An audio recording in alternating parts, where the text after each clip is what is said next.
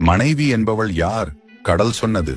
மனைவி என்பவள் கணவன் துக்கத்தில் இருக்கும் போதெல்லாம் அவனை தன் மடியில் ஏந்தி ஆறுதல் சொல்பவள். வானம் சொன்னது, மனைவி என்பவள் கணவனின் ஒவ்வொரு துக்கத்தையும் தனதாக எண்ணி கண்ணீர் வடிப்பவள்.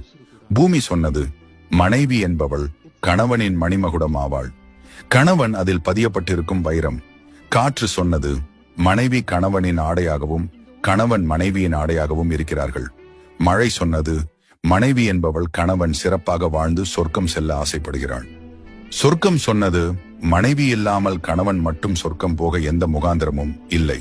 இறைவன் கூறினார், மனைவி என்பவள் என் தரப்பிலிருந்து ஒவ்வொரு கணவனுக்கும் வழங்கப்பட்ட விலை உயர்ந்த பொக்கிஷமாகும். அவளே வாழும் சொர்க்கம். அவளுடன் வாழும் வாழ்க்கையே சொர்க்கம். உண்மையிலே மனைவியை நேசித்து மகிழுங்கள். அவளை சொர்க்கமாகவோ நரகமாகவோ மாற்றுவது உங்கள் கையில்தான் உள்ளது கணவன்மார்களே.